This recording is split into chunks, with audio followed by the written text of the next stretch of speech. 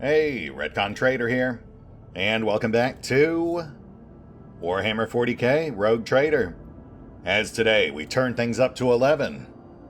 Odanithus 11. Yeah, it doesn't exactly roll off the tongue, but, you know, you work with what you got.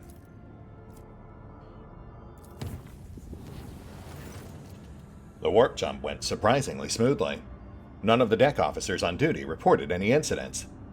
However, a strange discovery awaited the Lord Captain when he returned to his quarters. The bed was unmade, and the impression of a head was still visible on the pillow. There were no signs of intrusion. The guard swore under oath that nobody had entered Lord Captain's quarters. Interesting. Harmless anecdote or signs of a Chaos Sleeper agent? Time will tell. No alternate route, so let's see what we got. Ooh, I like that loading screen. Lord Gatton, Drukhari ships are patrolling the system. The likelihood of slipping past their patrols unnoticed is close to zero. Well, then maybe we should just take them head on. Seems like something we'd have to do anyway to rescue those poor Asuriani. Yeah, I mean, it does look like they gave us ample space to maneuver around them, but why leave them roaming the wild? Can we, No, not enough scrap. Fair enough. Alright, we'll go as we are. Worst case scenario, we'll just reset and go around. You failed to get past the enemy ships unnoticed. The nearest Drukhari ship attacks at once. Get ready. Others will soon join it. Yeah, I mean, that's a slight problem, but I'm sure we can handle it. Hold fast. Our faith will be tested. Oh, unless they start blocking our abilities. And also get to immediately Alpha Strike us.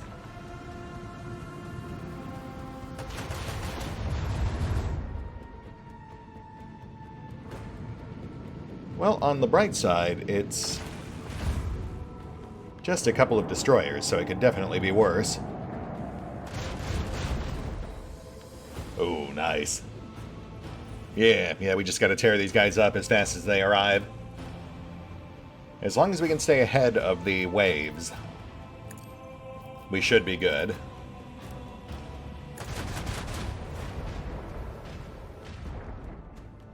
Oh, so close.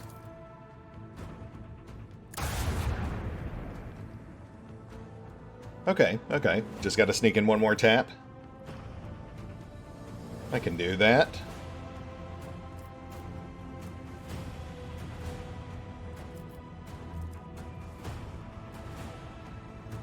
Actually, no, I cannot. I cannot turn fast enough.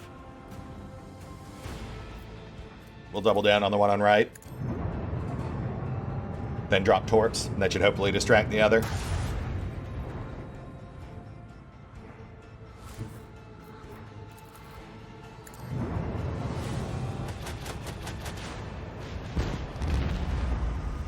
One out.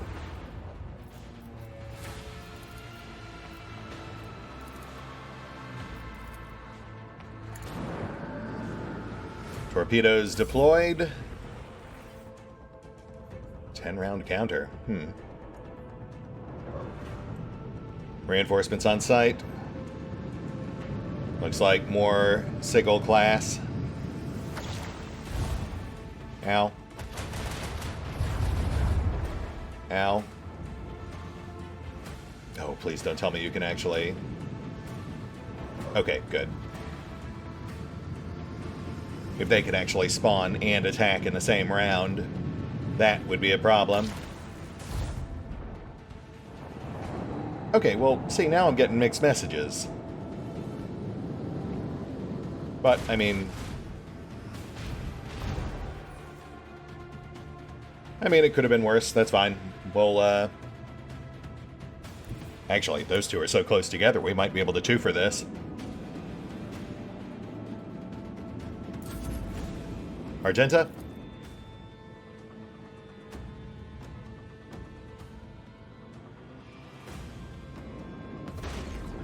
Oh, come on. Alright, alright. Warp Wave's back up. What a twist. Yeah, these guys just kind of come right apart. Much like in the ground battle, Adira is the bane of the Drukhari. Let's line this last one up for a triple tap.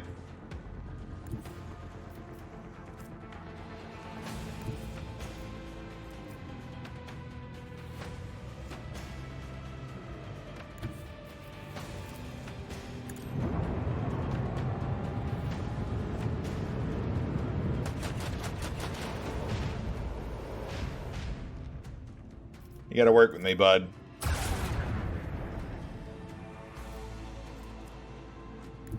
All I want is for you to explode. Is that really asking too much?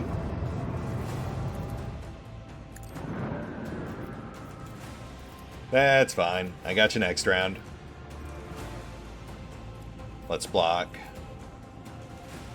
Port. Yeah, he'll circle wide. Strafe on left. There he goes!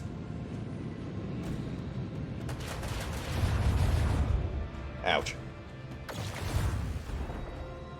Yeah, that's the big risk here, is that they'll attrition us to death. Though I do notice no reinforcements this round. That's slightly unexpected. I mean, there were clearly 4 groups. I'm assuming 4 waves. Well, 4 waves minus the one we started with.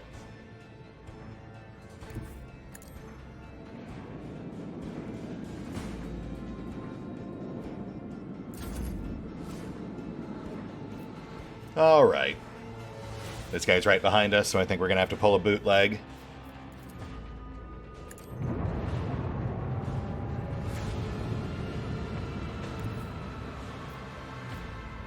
Oh, come on. And of course, we don't have the range extender yet.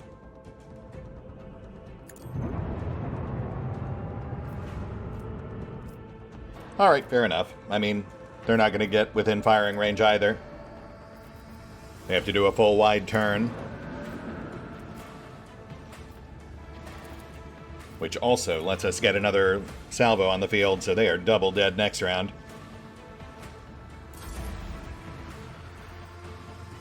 And there's wave 3.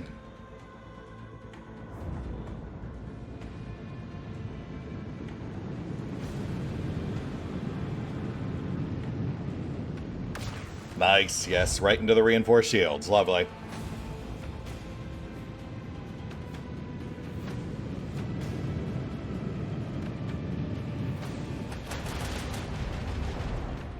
Hey, also going after my torps. You'll love to see it. How about you? Ah, spoil sport.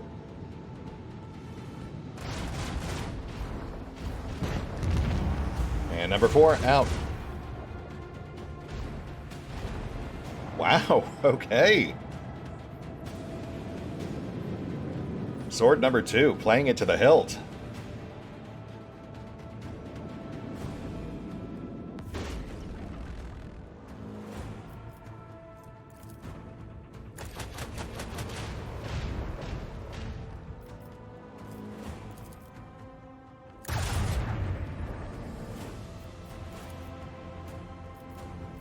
Hard right. Bring us around, Mr. Wersurian.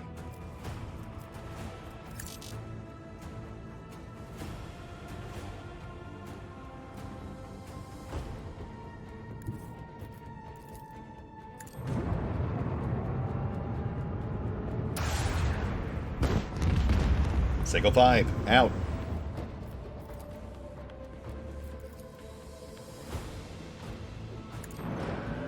Corpse dropped, and...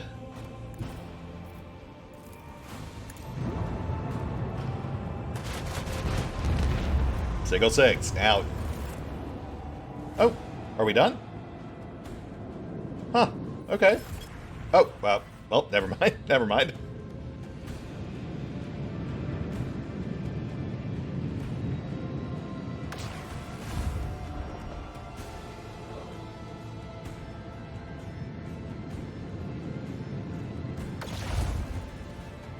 Oh, for goodness sake. Okay, yeah, I think we were literally too efficient for our own good there because they just... I think we just gave them a free turn.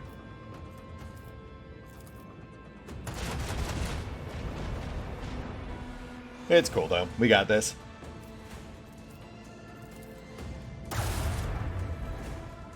Alright, drop. Sigil 8. We can twist. Goodbye. And then hard turn. Would that actually get us far enough?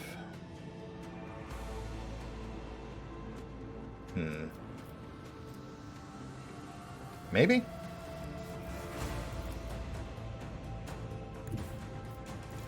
Yes. Just barely close enough.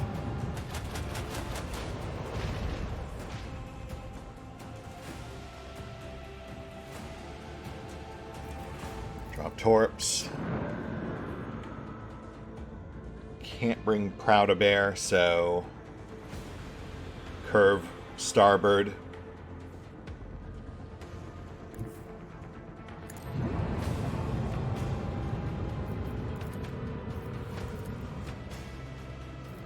That'll have to do. Oh, hey. Ah. But of course, not enough.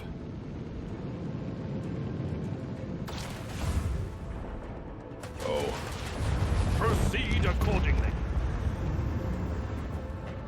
Well, sword has been broken. Man, that sucks. They were doing great right up until that sort of half turn we got between waves 3 and 4. Ah, well, such is life.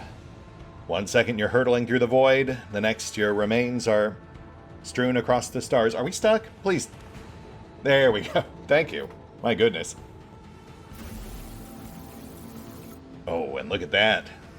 God's Bane Dorsal Lance. That is a very clear-cut upgrade. Not to mention, of course, 4 stacks of Drukhari trophies. A bit touch and go there at the end, but absolutely worth the effort.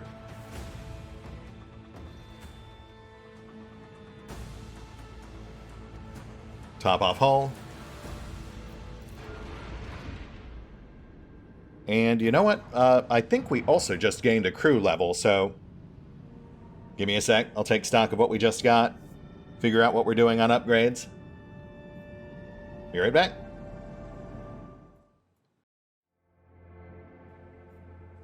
And we're back. And sadly, even with 5 stacks of Drukhari trophies, we did not have enough to push to the next tier for Imperial Navy. And it also turns out it doesn't really matter because we actually have nowhere near the profit factor we need to purchase the next set of goods from them anyway. Like, seriously, it's not even close. It's 20, 30 short. But what we do have is enough scrap to upgrade our hull. So we still get a slight upgrade there. Not to mention, of course, the God's Bane Lance, which actually kind of highlights an oddity here. They gave us 2, but we only have 1 dorsal slot. Though that, combined with the addition, the very conspicuous addition of these 2 new arsenal slots, does seem to imply the new Void Shadow DLC may give us options where variable loadout slots are concerned. You know, different ship chassis, or ship types, perhaps. It is something people have been requesting for a while now. But we'll know soon enough. And then as far as our new ship abilities go, given what we just went through, we'll go ahead and grab Arc Augury. It was either that or Warp Jump. And then we get our first ultimate ability as well. We have one option tied to each of our officer positions. And, I mean, you know, given my love for torpedoes, I think it's gotta be all hands on deck. That one gives us an utterly absurd number of torpedoes, essentially trivializing some of the tougher fights, but the problem is, of course, because it's an ultimate ability, it has a vast multi-battle cooldown, so we do have to be careful when we actually use it.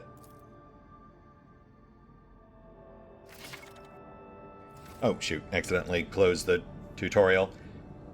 But it's fine. I think it's like a 20-turn cooldown, something like that.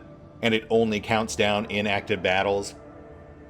So finishing fights efficiently actually works against us there. Which does feel slightly silly, but, you know. Such is the nature of game-isms. 2 plasteel? Please. That's not even enough to cover the cost of my extractiums. But I will take that. That's like 3 stacks cargo. As for the plasteel, you know, if we ever find ourselves with a true excess of extractiums, then sure, we'll come back for it. Oh, and Archaeotech Fragment 2. Wow. We are racking these up quick. I'm not sure how many parts we need, but based on the icon, I'm guessing 4.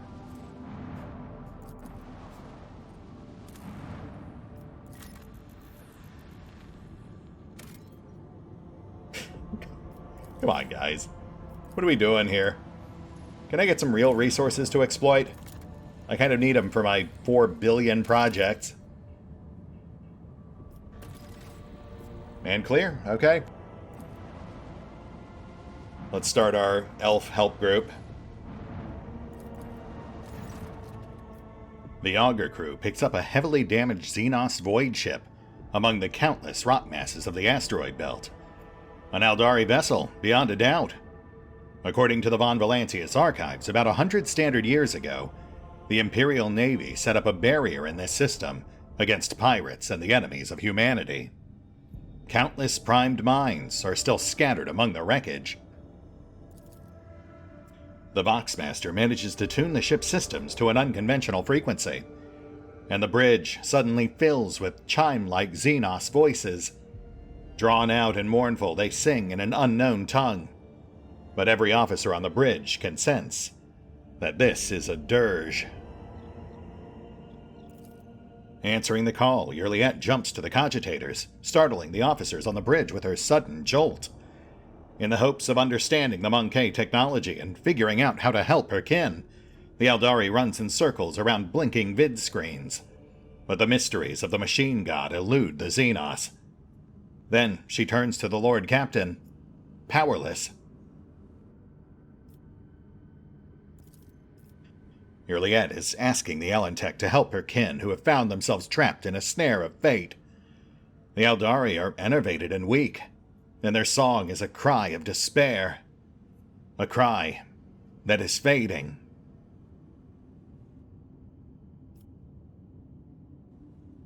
Hail the Aeldari ship.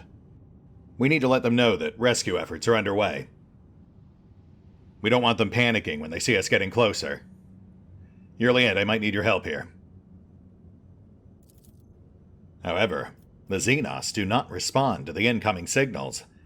After several attempts, the frequency tuned by the Boxmaster gets lost, and the mournful song fades away. Ravor, have the Augurs take another look at that ship. How bad is the damage? Is it safe to move? The Aeldari vessel's hull and engines have presumably been damaged in a collision with a small celestial body. However, it is impossible to prove or disprove this hypothesis at such a distance. The Xenos' vessels differ too much from those of the Imperium.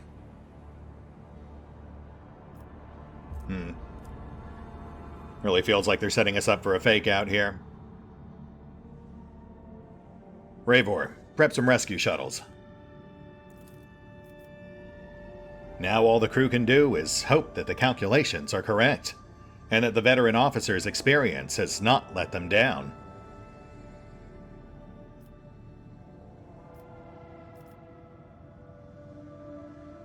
Actually, Pesk, consult your brethren. See if you can come up with some way to neutralize that minefield. The last thing we need is to set off a chain reaction. After several hours pass on the ship's clock, the servants of the Omnissiah present a plan for the neutralization of the ancient mines. But are the calculations correct? The tech priests warn that in solving this kind of problem, it is impossible to account for every possibility. Too many unknowns. Too little time.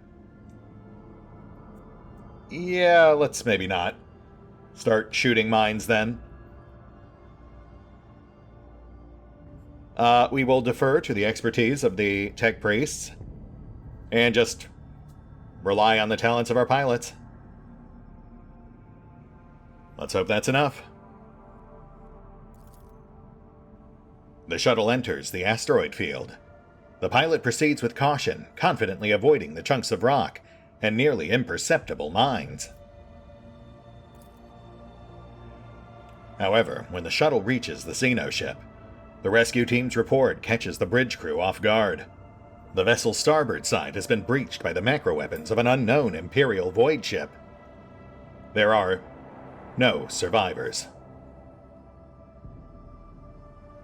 Right. And of course we came at it from just the wrong angle, so we couldn't see that on approach. Boy.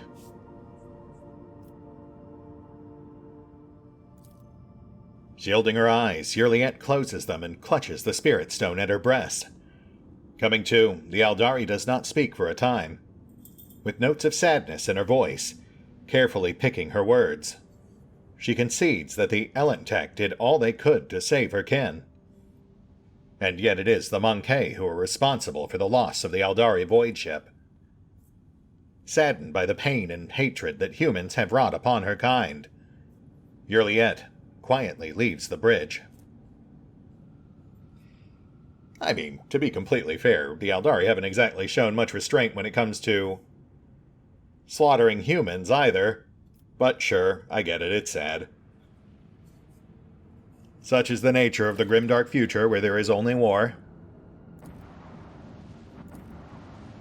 That said, I do hope we can rescue at least some of these Aeldari in distress. Like, I hope they're not all fake outs. I mean, technically, I guess we did. We did at least spare Moran and some of his people. But I'd kind of like to rescue some people that Yurliette might actually care about. Anyway, let's start finding our way towards Winterscale's realm. We'll likely have some colony stuff, too.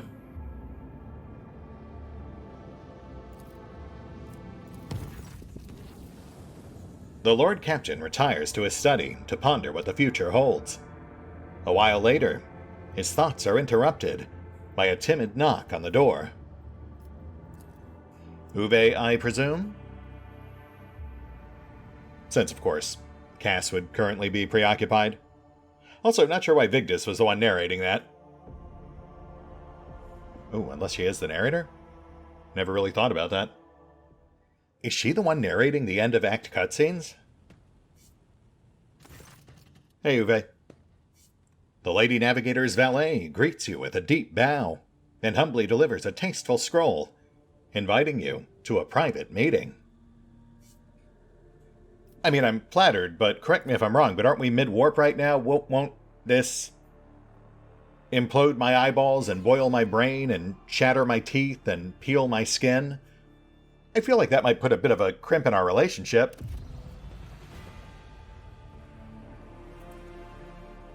Huh. Okay, I guess we're good. Lady Cassia, his lordship has arrived at your invitation. Cassia is completely absorbed in admiring the shelves of her new personal library, which are all but buckling under the weight of gilded and leather-bound tomes.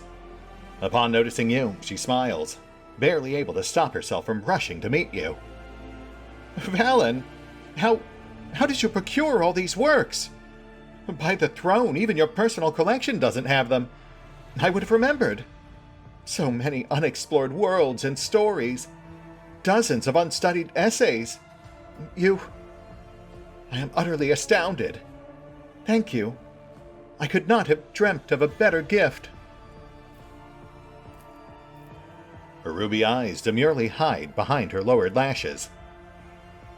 I was not certain if engaging in this long-forgotten noble ritual was prudent of me, and yet you did everything in accordance with the customs of etiquette. I must admit, I rather enjoyed this game.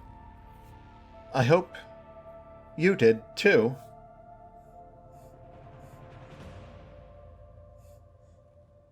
Yeah. Sorry, just, I kind of expected to be reduced to my constituent substances when I stepped in here, but, I have to say, Lady Cassia, I'm about as far from a noble as you could get, title aside. The rotes and rituals of the nobility will forever feel frivolous to me, but I do know one thing for sure, and that is that, I've grown quite fond of you in our time together. And I would very much like to get to know you even better, to get closer, and to see you truly happy. A second later, an invisible force envelops you in a swirling torrent of emotions, and your heart skips every other beat, in time with the Lady Navigator's breathing. When Cassia's powers recede, the austere reserve on her face is replaced for the first time by passion. In her eyes, the curve of her lips, the slight tilt of her head. With a small nod and a smile on reddened lips, she holds out her hand, pale and trembling. Ooh, okay.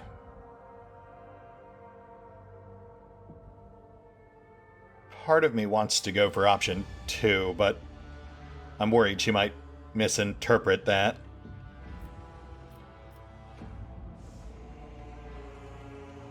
I dared not hope.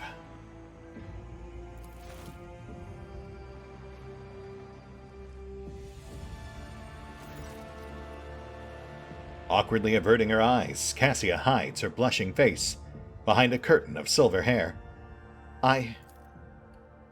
In that case, Lord Captain, what I mean to say is, your servants have done marvelously in their efforts to adapt these chambers to my needs and tastes. A meek smile touches her pale lips. If I may, I would like to retire after an arduous day. And you... We shall see each other tomorrow. Oh, shoot. I don't know if that's actually good or not. It feels like it's probably good. Man, navigating a relationship with Cassia is like an emotional minefield. I just keep waiting for it to blow up in my face. Alright, well, we'll hope for the best, I guess. Also, like, again, that's what, our fifth romantic interlude with Cassie? And we have not... Well, we've gotten one, I think, so far for Yurliette, and none for Jay, because both of theirs are largely locked behind their personal quest lines. So, it really doesn't give them much of a fair chance to compete with Cassia, because we are drowning in Cassia content, whilst barely getting a taste of our potential alternate paths. Though I suppose the one who has it worst is actually the upcoming assassin companion in that new Void Shadow DLC. Assuming, of course, she is romanceable. I'm assuming she is. Albrig was.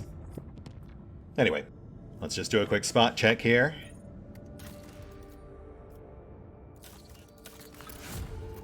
And Doctrine of Rationality complete. Efficiency! Yay! And, as long as we're at it, might as well keep that morally questionable ball rolling. With Decree on Diligence. Or Genetic Mercy. We'll do Decree on Diligence first, since that one actually gives us more efficiency. Which, in turn, will allow us to then subsequently complete other projects faster.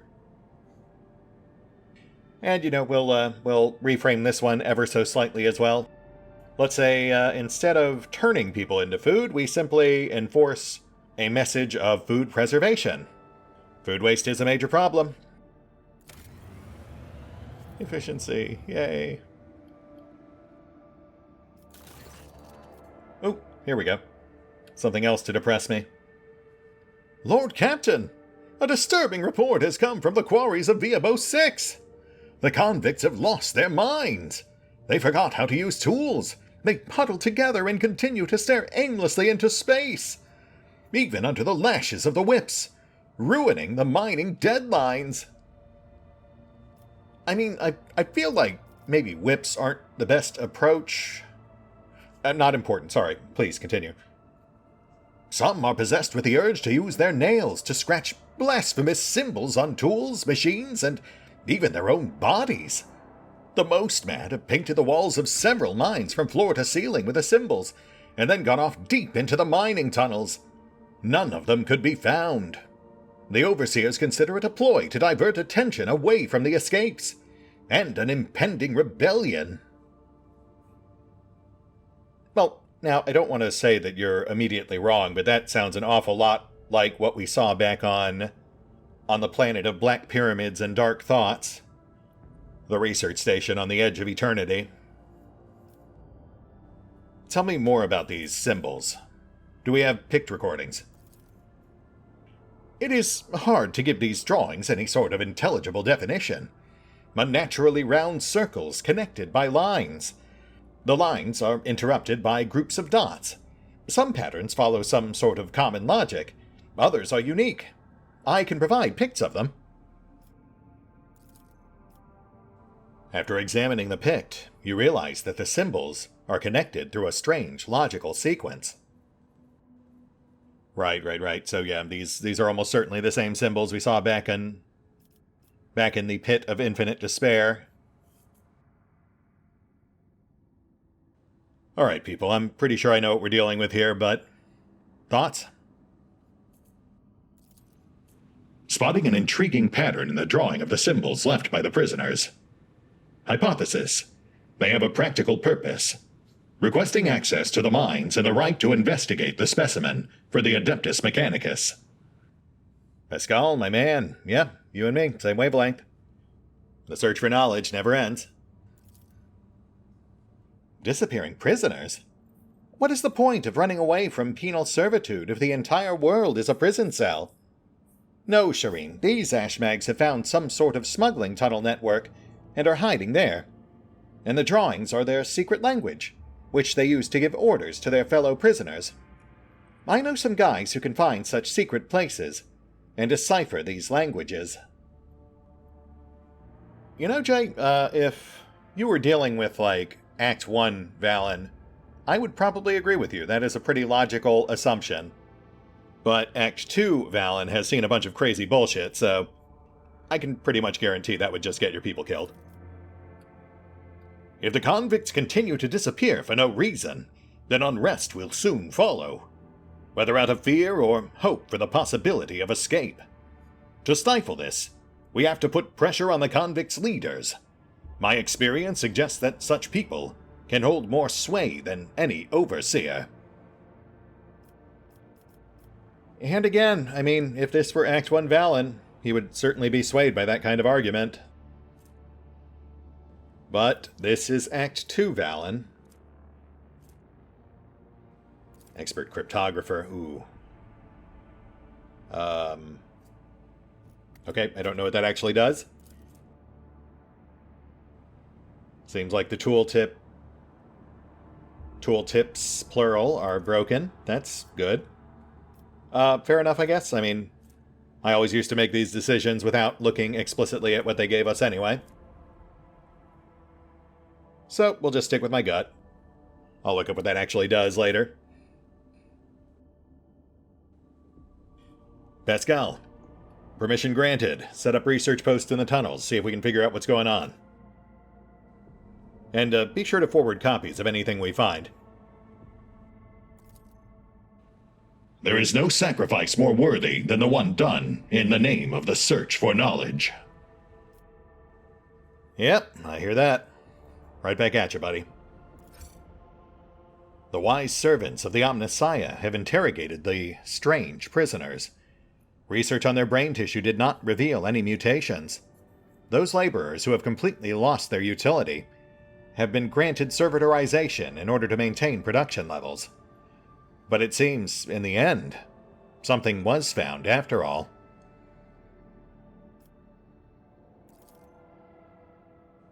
The drawings of the prisoners have been too systematic. They could not simply be gibberish. The sets of repeating elements of the dashes and dots are far too similar. But if it indeed was a secret language, then, judging by its complexity and the impossibility of decoding it, the language was definitely not created by a convict. Right. Yeah, I'm like 82% sure we're talking Necrons here. Man, we cannot catch a break with these colonies, can we?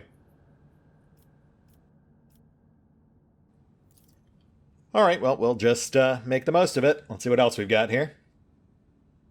Underground workers. Okay, that's not terrible. Dreamless. Augment the convicts so that they no longer need sleep. I mean, make it voluntary. I think that's fine.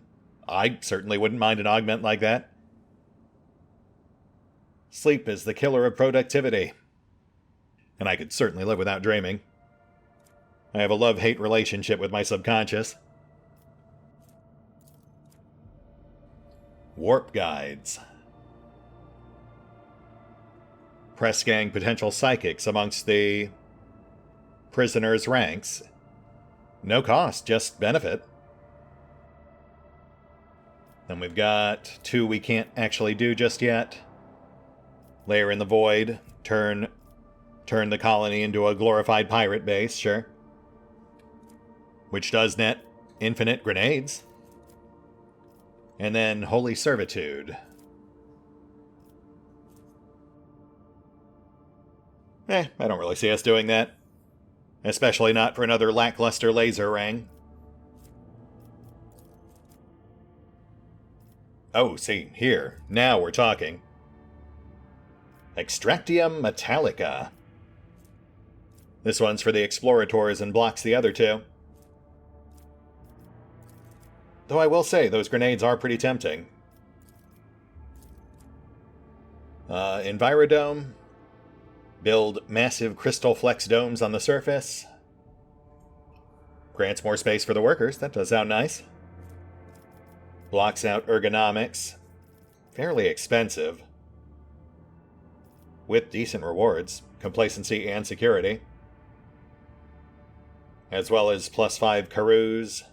And minus 10% toxic damage. Ooh, okay.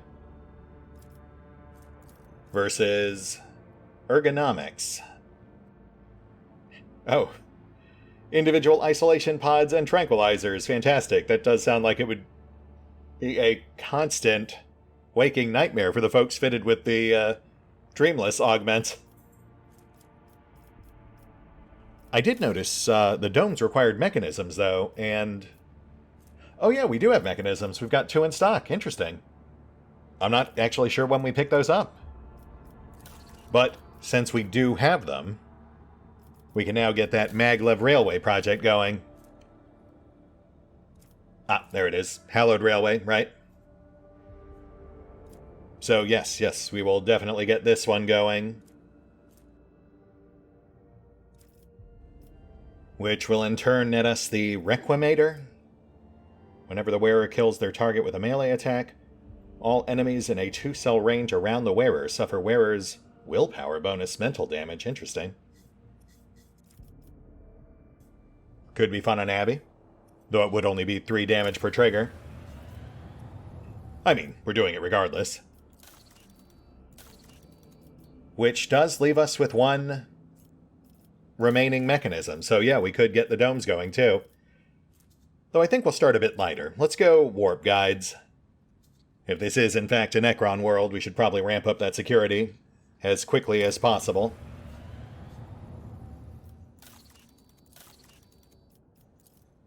As for the rest, we need to figure out where Giants is.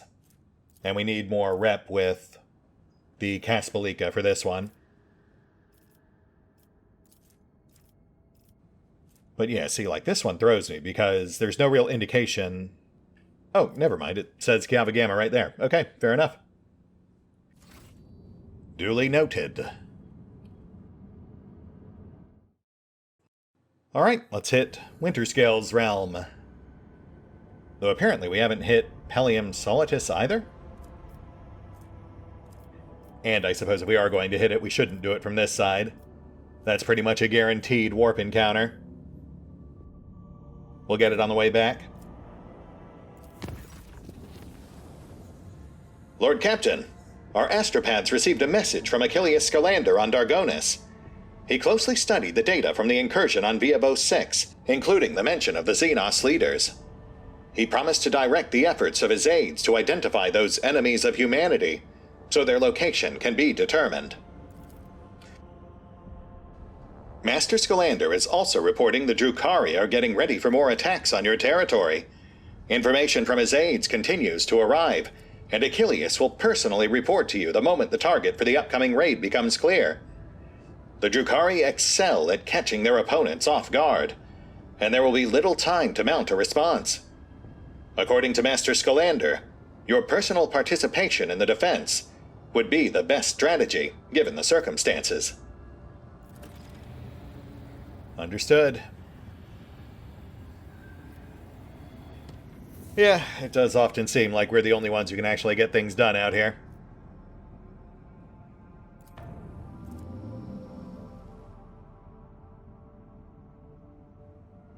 Oh, hold on. What's going on here? This is new. Oh, those are visualizations of, like, the rumor zones. Interesting. Huh.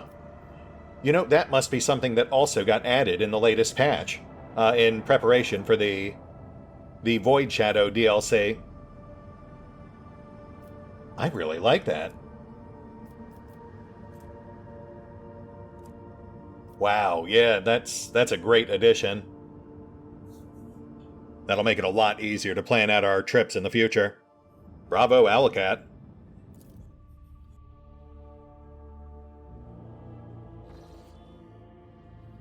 No hostiles, just planets and debris.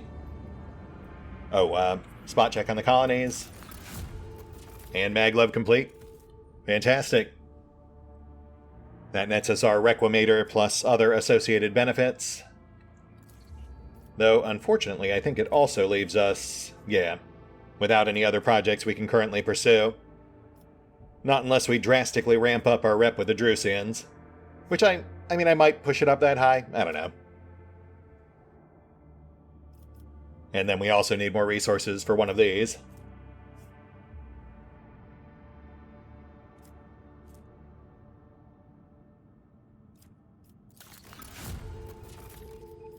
More grenades from Janus. Very nice.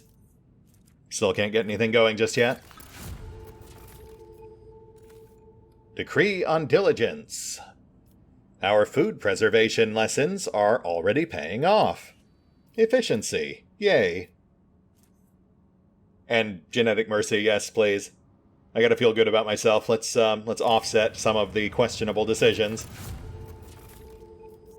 Warp guides complete. Security up. Let's get those no sleep implants fitted for people who want them.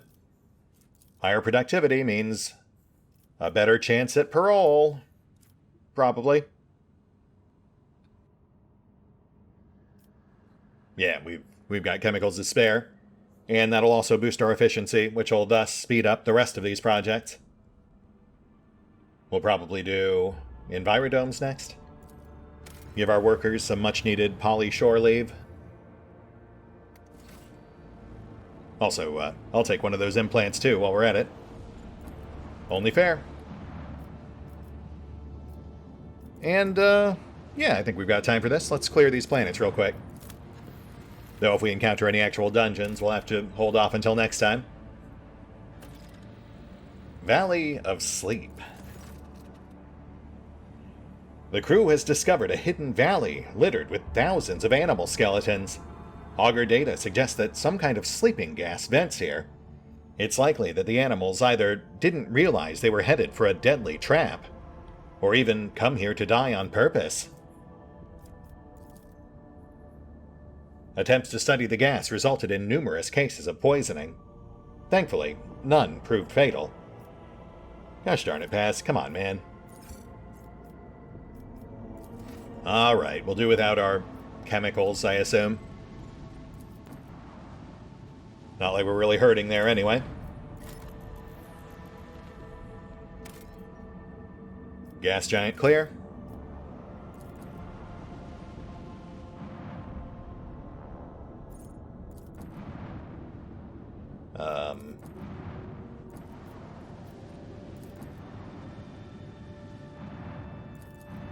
Okay. Oh, there we go. The augurs have detected wreckage in the void ship's vicinity, but the exact nature of this wreckage remains unclear. Huh. Weird. Okay. I'm not... Well, that's the second time that's happened, right? Very strange. Oh, you know what? That might have actually been a decoy for one of the other rumors. We do have some rumors in this general region, I think. Regarding various wrecked ships or jettisoned cargo. And speaking of jettisoned cargo, yes, please. Very nice. Which just leaves this, I guess. Starship remains. Okay. Well, never mind. My mistake. Must have been the wind. The stellar wind. I'm not sure that's how that was supposed to play out. I'm going to have to look into that. But in the meantime, sector clear, I guess. Definitely nowhere near as exciting as I hoped it might be, but I suppose at the very least, we did pick up another 200 XP, plus 4 more planet scans. It does all add up. That's it. This does feel like a good place to call it. We'll hit the pause button for now. I am going to look into whatever that was and make sure we're not missing something important. And we will pick up here next time, as we delve into Winterscale's realm for the very first time, and seek out his seal of approval. But, you know, preferably without his knowledge. See you then.